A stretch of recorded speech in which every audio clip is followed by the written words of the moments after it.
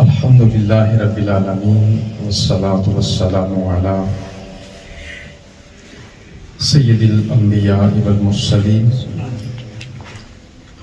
وعلی آلہ الطیبین الطاہرین واصحابہ المخلصین واولیاء امتہ وجمیع ملتہ اجمعین. اما بعد فاعوذ باللہ من الشیطان الرجیم. بسم اللہ الرحمن الرحیم. لنجعلها لکم تذکرۃ وتعیها اذن واعیہ. صدق اللہ مولانا العظیم. وبلغنا رسولہ النبی الأمی الکریم. ان اللہ وملائکتہ یصلون علی النبی یا ایھا الذین آمنوا صلوا علیہ وسلموا تسلیما. اللہم صل علی سیدنا ومولانا محمد وعلی آل سیدنا ومولانا محمد واصحاب سیدنا ومولانا محمد وبارک وسلم. الصلاة والسلام علیک یا سیدی یا رحمۃ للعالمین وعلی آلک واصحابک یا سیدی یا خاتم النبیین. زینت مسند صدارت حضور پیر سید نعمت علی بخاری شاہ صاحب قدس سرہ العزیز. میزبان محترم پیر سید فراست علی بخاری شاہ صاحب قدس سرہ العزیز، جملہ سادات کرام، علماء کرام، معزز حاضرین و سامعین، السلام علیکم ورحمۃ اللہ. ہماری خوش نصیبی ہے کہ آج حضرت مولائے کائنات شیر خدا حیدر کرار حضرت علی المرتضیٰ رضی اللہ تعالی عنہ کی یوم شہادت کی مناسبت سے اور حضور پیر سید فراست علی بخاری شاہ صاحب کی والدہ ماجدہ کی سالانہ ختم کا موقع، اس پہ ہم حاضر ہیں. وقت کی مناسبت سے چند معروضات حضرت مولائے کائنات کی بارگاہ میں پیش کرنی ہیں. سورہ الحاقہ کی ایک آیہ مقدسہ میں نے تلاوت کی ہے. اس کے ضمن میں حضرت امام فخر الدین رازی رحمۃ اللہ تعالی علیہ یہ ارشاد فرماتے ہیں کہ نبی پاک صلی اللہ علیہ وسلم نے ایک دفعہ حضرت علی رضی اللہ تعالیٰ عنہ سے فرمایا کہ اے علی، مجھے حکم دیا گیا ہے کہ میں تجھے اپنے سے قریب کروں اور دور نہ کروں، اور تجھے علم سکھاؤں کہ تجھ میں یہ وصف پایا جاتا ہے کہ تو علم کی حفاظت کرتا ہے.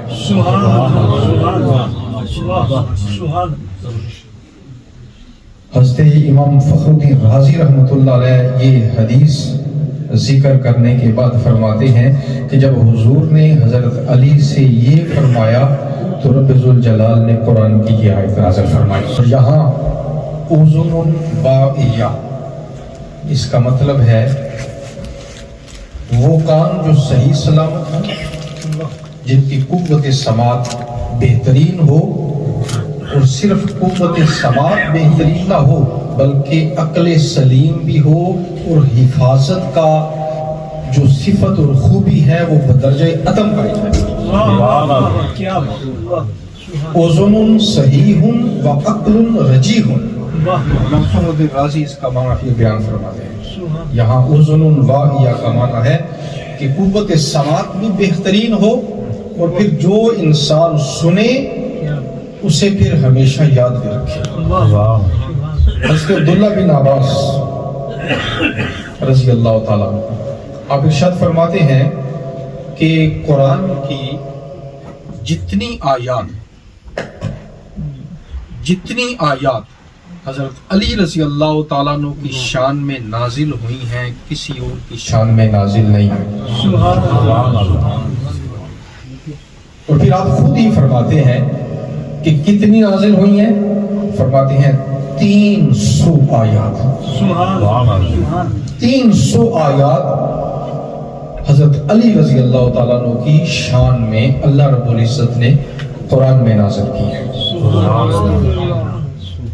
اور پھر حضرت عبداللہ بن عباس کا ہی قول ہے، آپ فرماتے ہیں کہ حضرت علی کی 18 ایسی صفات ہیں، اور میں یہ بات تو تاریخ الخلفاء میں امام سیوطی نے لکھی ہے، لیکن میں امام ابو نعیم اصفہانی کی حلیۃ الاولیاء پڑھ رہا تھا تو اس میں انہوں نے 70 کا لفظ لکھا ہے۔ 70 یا 18 یہ دونوں اقوال آ رہے ہیں۔ حضرت عبداللہ بن عباس 18 کی بات کر رہے ہیں، فرماتے ہیں 18 ایسی صفات آپ میں پائی جاتی تھیں جو امت کے کسی اور فرد میں نہیں تھی۔ اور حضرت عمر رضی اللہ تعالیٰ عنہ، ان کی یہ حدیث تو بڑی مشہور ہے نا، شاہ ولی اللہ رحمۃ اللہ علیہ نے بھی اسے لکھا ہے اور ائمہ محدثین نے تو اسے کئی جگہ نقل کیا ہے۔ فرماتے ہیں کہ اگر حضرت علی کی 3 خصلتوں میں سے ایک بھی مجھ میں ہوتی تو سرخ اونٹوں سے یعنی دنیا و ما فیہا سے بہتر ہوتا۔ اور وہ 3 صفات آپ نے پھر گنوائی بھی۔ تو بہرحال حضرت ذی وقار عرض کرنے کا مقصد یہ ہے کہ حضرت علی رضی اللہ تعالیٰ صحابہ کرام میں وہ عظیم الشان شخصیت کہ جن کے اوصاف جتنے ذکر ہوئے کسی اور کے ذکر نہیں ہوئے، جنہیں نبی پاک صلی اللہ علیہ وسلم نے فرمایا کہ میری اور تمہاری مثال ایسے ہے جیسے موسیٰ و ہارون کی ہے، ہاں میرے بعد نبی نہیں آئے۔ اور پھر کبھی حضور حضرت ہارون سے مماثلت مشابہت اور کبھی حضرت عیسیٰ سے مشابہت دے رہے ہیں کہ تمہاری مثال عیسیٰ کی طرح ہے۔ میں تفصیل میں نہیں جا رہا، اس سے بتانا یہ مقصود ہے کہ نبی پاک صلی اللہ علیہ وسلم کی نظر میں حضرت علی کی کیا اہمیت ہے، ان کے فضائل آپ اکثر سنتے رہتے ہیں۔ میں ایک پہلو پہ صرف بات کرنا چاہتا ہوں، ان کی صفت علم، جیسا کہ میں نے آیت پڑھی کہ آپ علم کی حفاظت میں بہت کمال کو پہنچے ہوئے تھے۔ صفت علم حضرت علی کی کیا تھی؟ حضرت علی فرماتے ہیں کہ مجھے نبی پاک صلی اللہ علیہ وسلم نے علم کے 1000 باب سکھائے، اور پھر میں نے ان سے پھر خود اپنی سوچ و فکر غور و تدبر سے 1000 ابواب مزید نکالے۔ اب اگر ہم اس کی کیٹاگری کریں، قرآن کا علم، سنت کا علم، فقہ کا علم، علم المیراث، ریاضی میتھ کا علم، بایولوجی کا علم، حکمت، دانائی، فلسفہ، اب یہ اگر ہم اس ترتیب سے جائیں تو پھر تو بہت وقت درکار ہوگا، لیکن میں چند پہلو عرض کرتا ہوں۔ قرآن تمام علوم کو جامع ہے، تمام علوم کو جامع ہے۔ اس میں حکمت بھی ہے، اس میں فلسفہ بھی ہے، اس میں سائنس بھی ہے، اور سائنس کے جملہ علوم بھی ہیں، چاہے آپ کیمسٹری کو دیکھیں، فزکس کو دیکھیں، بایو کو دیکھیں، علم النجوم کو دیکھیں، یا سمندروں کے علم کو دیکھیں، یہ سارے علوم قرآن میں ہمیں ملتے ہیں۔ ان کو تلاش کرنا مشکل نہیں رہا، علماء نے بڑی محنت کے ساتھ ان کے اوپر بڑی بڑی کتابیں لکھی ہیں۔ اب قرآن کا علم حضرت علی کے پاس کیسے تھا، کتنا تھا؟ آپ رضی اللہ تعالیٰ عنہ आप फरमाते थे सलूनी सलूनी सलूनी 3 बार फरमाया, मुझसे पूछो मुझसे पूछो। और हज़रत सईद बिन मुसय्यब ताबई फरमाते हैं कि एक नबी सल्लल्लाहु अलैहि वसल्लम ने ये फरमाया था कि जो पूछना है मुझसे पूछो, और एक मौला कायनात ने फरमाया। ये दावा आज तक उम्मत में से ना किसी सहाबी ने और किया ना किसी वली ने किया। एक आकाए नामदार सल्लल्लाहु अलैहि वसल्लम ने और एक मौला कायनात ने ये दावा। हज़रत सईद बिन मुसय्यब वो फरमा रहे हैं, आपने 3 बार फरमाया मुझसे पूछो मुझसे पूछो मुझसे पूछो। आप फरमाते हैं कि कुरान की कोई एक आयत ऐसी नहीं जिसके बारे में मैं ये ना जानता हूं कि ये दिन को नाज़िल हुई है या रात को नाज़िल हुई है,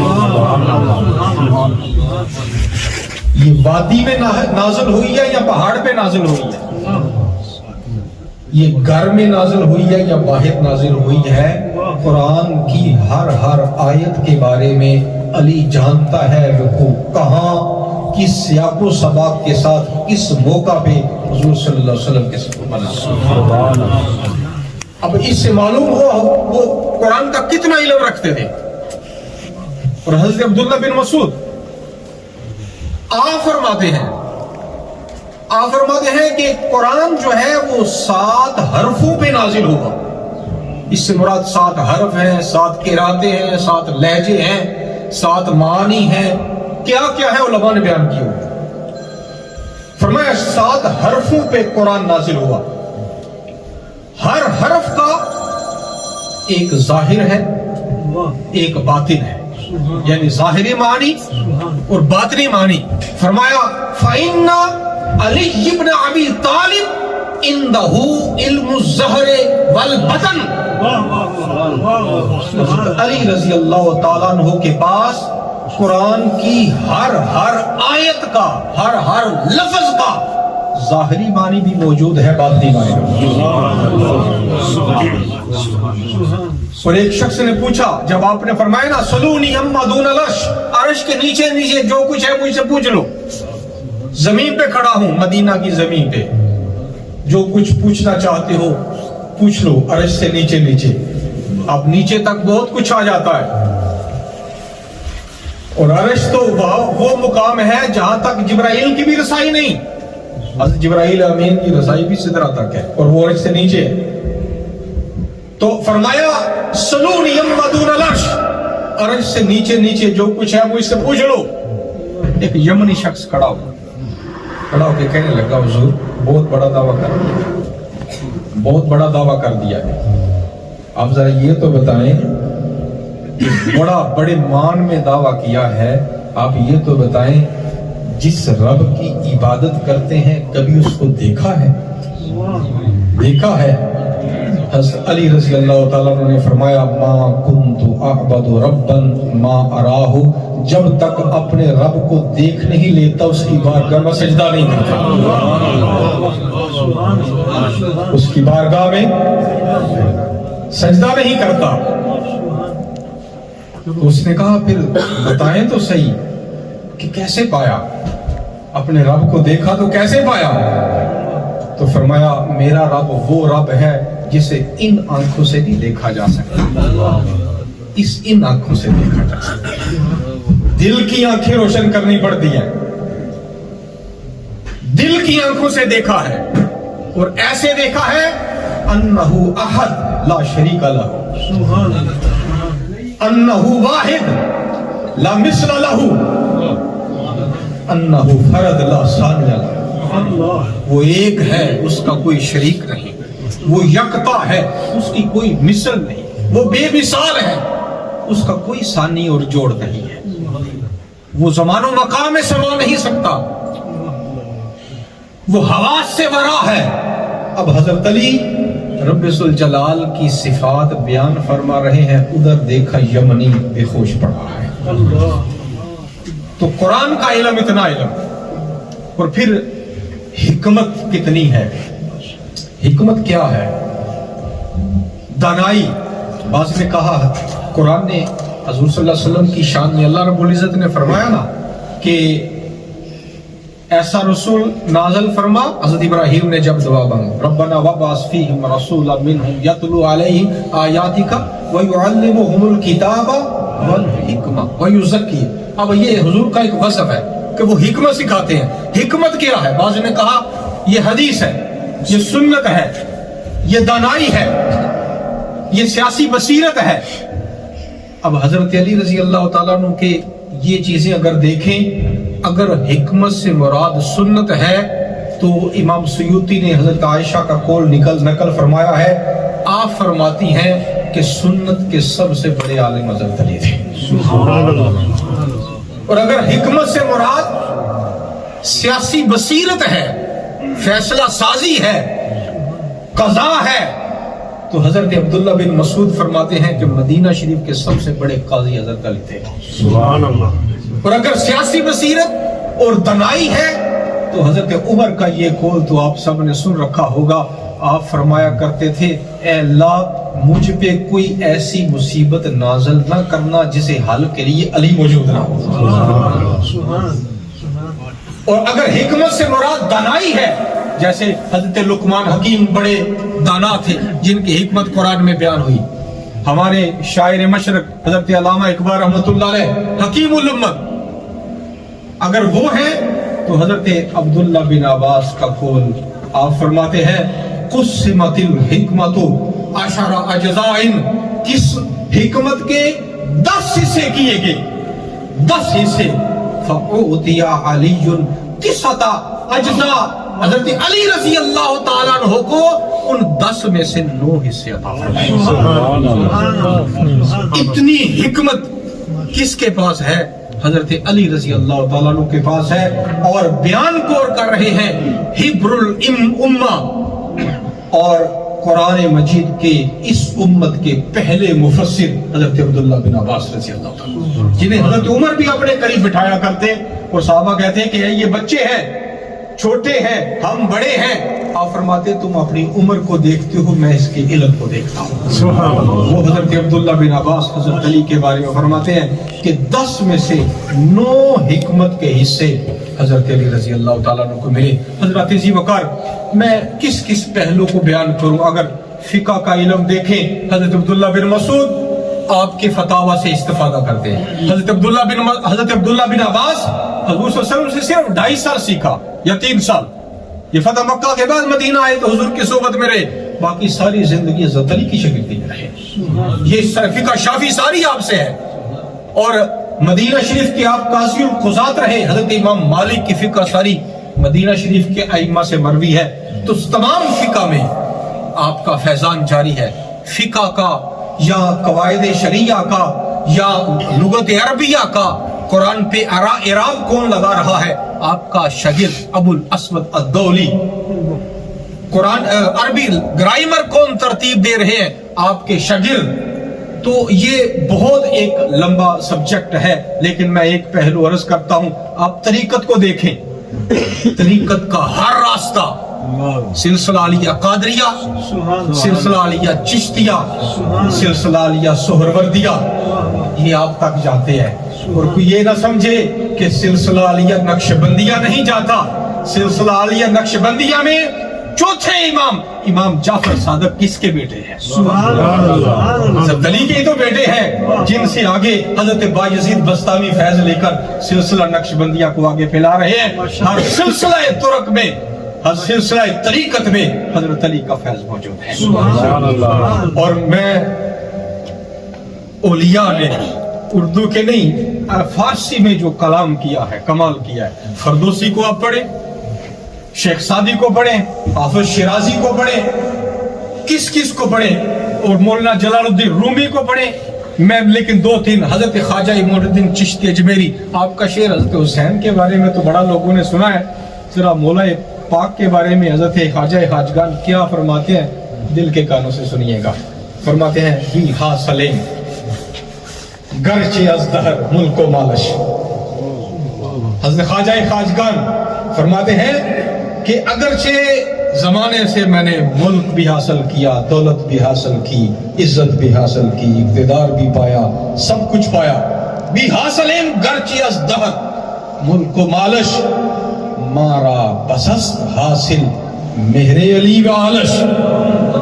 فرماتے ہیں زمانے کی ہر چیز میرے پاس ہے، دولت میرے قدموں میں، اقتدار میرے قدموں میں، بڑے بڑے سلطان میرے قدموں میں آ کر بیٹھتے ہیں، سب کچھ میرے پاس ہے، لیکن یہ میرا نہیں ہے.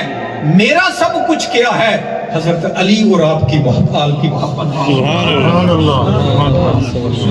مارا بسس حاصل مہر علی و آلش، میرا تو بس حضرت علی اور آپ کی آل کی محبت ہی میرا سب کچھ ہے. اور حضرت ابو علی قلندر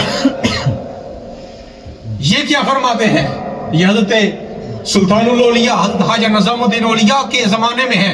آپ کا کلام بھی موجود ہے لیکن وہ نہیں عرض کر رہا. حضرت ابو علی قلندر کا یہ شعر ہے. آپ فرماتے ہیں حیدریم قلندرم بندہ مرتضی علی ہستم. میں حیدری ہوں، میں قلندری ہوں، میں حضرت علی رضی اللہ تعالیٰ عنہ کے کوچے کا گدا ہوں. پیشوائے تمام رندانم سگے کوئے شیری استھام. تمام اولیاء کا میں سردار ہوں، اس لیے کہ مولا مرتضیٰ کے در کا سگ ہوں.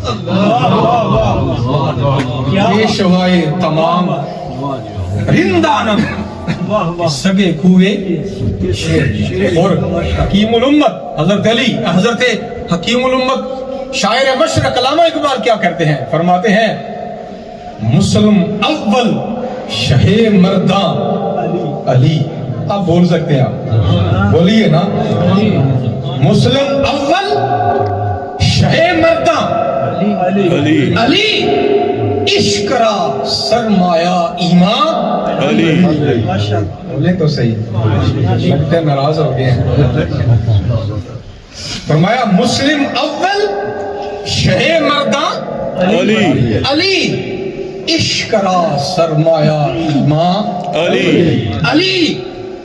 زمزم ارجوشد زہاکمن ازوست. اب ترجمہ بتاتا ہوں، پہلے شعر کا تو آپ کو سمجھ آگئی، یہ ذرا ترجمہ سنیں ایمان کو تازہ کرے. فرماتے ہیں زمزم ارجوشد حاکمن، ارے مجھ خاک سے، اقبال کہتے ہیں مجھ خاک سے فکر کے، تدبر کے، نظریات کے، حق پرستی کے، حریت کے، خودداری کے، خودی کے یہ جو زمزم کے چشمے ابل رہے ہیں، ازوست ان کی غلامی سے ہے. ان کی غلامی سے ہے. میں اگر ریزت زتا کے من ازوست، میرے جامع سے محبت کی شراب، عشق کی شراب، فقر کی شراب اگر بہ رہی ہے تو علی سے ہے. نعرہ تکبیر، اللہ اکبر، نعرہ رسالت، یا رسول اللہ، نعرہ حیدری.